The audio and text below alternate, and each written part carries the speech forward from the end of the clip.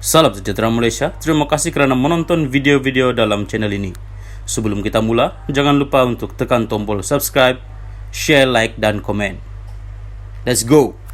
Salam sejahtera dan salam perpaduan kepada seluruh rakyat Malaysia dan pendengar berita panas hari ini dipetik dari Sabah Big Mouth yang bertajuk terbaru agensi penguat kuasa temui ratusan juta dalam akaun Ghazali Ansing orang kanan Bung Mokhtar. Sekali lagi, terbaru agensi penguat kuasa temui ratusan juta dalam akaun Ghazali Ansing orang kanan Bung Mokhtar. Berita penuh, Ghazali Ansing pengurusi Common Tower Teknologi Sendirian Berhad yang kecoh akaunnya RM80 juta, SPRM sebelum ini kini disiasat agensi penguat kuasa lain berhubung pendapatan dan kekayaan luar biasanya. Menurut sumber siasatan atas nama Ghazali bin Ansing, nombor KP 830128-125463, nombor 46, Taman Lintas Fasa 2, Jalan Lintas 88300 Kota Kinabalu, Sabah. Menunjukkan akaun Ghazali Ansing memiliki ratusan juta di akaunnya, jumlah tidak didedahkan bagi mengelak gangguan siasatan agensi itu. Luar biasa. Bagaimana Ghazali, orang kanan Bung Mokhtar ini memiliki ratusan juta dalam akaunnya? Apakah ini hasil daripada PAU, semua kontraktor JKR dan anak syarikat Khazanah Sabah Sendirian Berhad, Common Tower Teknologi Sendirian Berhad? Agensi siasatan itu telah menghantar surat kepada Ghazali Ansing bagi prosedur menjelaskan hasil sumber pendapatan dalam akaunnya. Ada beberapa nama lagi telah disiasat agensi penguat kuasa berkenaan, namun penemuan akaun Ghazali lebih mengejutkan. Setakat ini belum ada serbuan dibuat oleh agensi itu kerana rumahnya di Tawau, Kota Kinabalu dan banglo mewahnya bernilai RM7 juta ringgit di Kuala Lumpur itu. Semua sumber pendapatan dan akaun Ghazali Ansing sudah diselidiki lebih awal. Sebarang bentuk pemindahan dan pengeluaran wang itu dipantau oleh agensi penguat kuasa berkenaan. Semua tahu Ghazali Ansing merupakan orang kanan dipercayai oleh Bung Mokhtar. Semua bayaran cash guaman dibayar oleh Ghazali melalui akaun rahsianya termasuk dana PRU 15 baru-baru ini. Mungkinkah ada perkara besar berlaku selepas ini? Semakin Bung Mokhtar dan pasukan menentang kerajaan, semakin banyak perkara didedahkan yang memberi masalah kepada pengikutnya. Dilaporkan adun-adun yang menyokong Bung juga akan menghadapi kesukaran apabila petugas di kawasan seperti UPPM, Jawatan Kuasa Kampung, Ketua Kampung dan DGLC ditamatkan hikmat yang sudah tentu bakal menyukarkan mereka dari segi pendapatan. Kesan langkah penggulingan Ketua Menteri yang gagal nampaknya memberi kesan besar kepada semua pihak. Di mana ada Bung Mokhtar, di situ ada Ghazali. Gaya hidup mewahnya di Kuala Lumpur luar biasa. Dari seorang pemuda UMNO yang susah, kini jutawan serta merta selepas menjadi Ketua Bahagian UMNO Tawau dan pengurusi Common Tower Technologies Sendirian Berhad, anak syarikat Khazanah Sabah Berhad. Semua duit komisen projek Bung Mokhtar bawa kendalian Ghazali. Apapun yang diperkatakan di dalam berita ini tidak mencerminkan pendirian admin sendiri.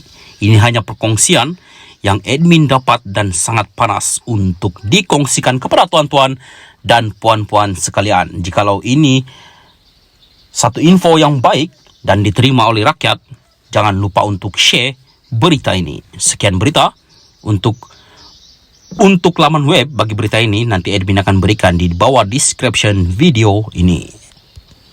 Salam sejahtera dan selamat petang kepada seluruh rakyat Malaysia dan pendengar berita panas hari ini dipetik dari Malaysia Kini bertajuk Mahkamah benarkan pasport Zahid dipulangkan sementara. Berita penuh, Mahkamah Tinggi Kuala Lumpur menolak permohonan Ahmad Zahid Hamidi agar pasportnya dipulangkan bagi membolehkan timbalan Perdana Menteri itu menjalankan tugas rasmi. Bagaimanapun, Hakim Colin Lawrence Square membenarkan pemulangan pasport Menteri Luar Bandar dan Pembangunan itu buat sementara bagi membolehkan dia memohon pasport diplomatik.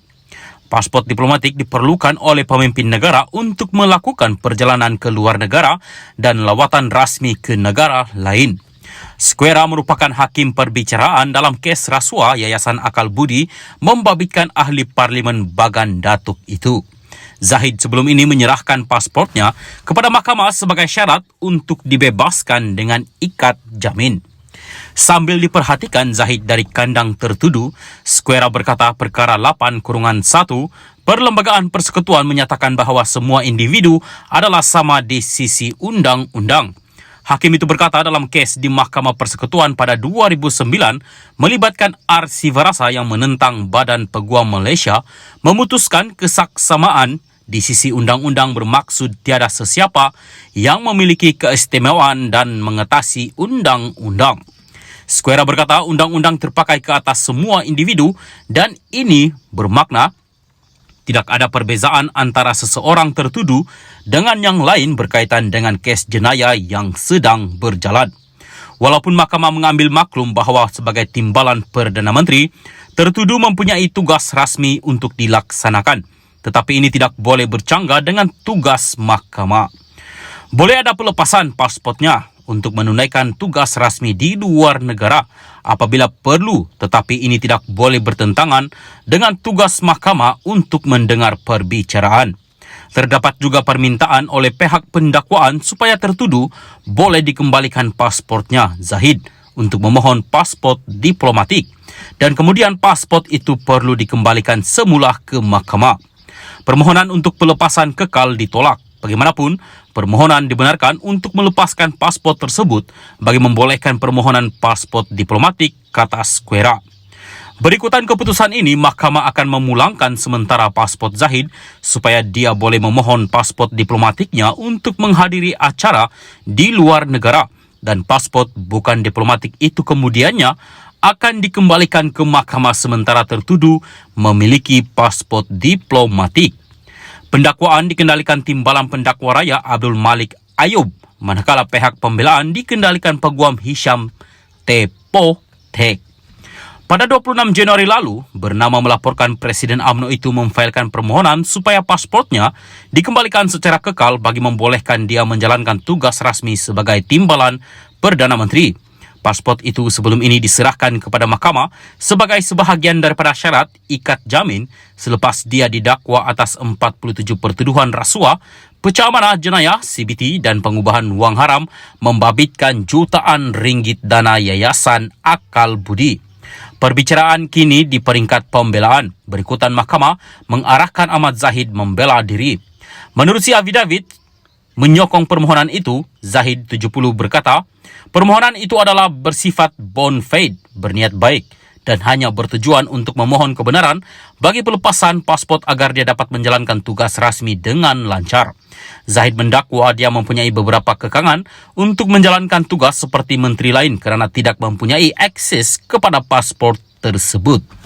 Bagi melancarkan pergerakan dan urusan dan dalam menjalankan tugas rasmi, Ahmad Zahid berkata dia dikehendaki berada di dalam dan luar negara yang memerlukan pasport berada dalam pegangannya sendiri. 6 saksi pembelaan termasuk Ahmad Zahid telah memberi keterangan sebelum ini dan perbicaraan di hadapan Squera akan disambung semula pada 10 April ini.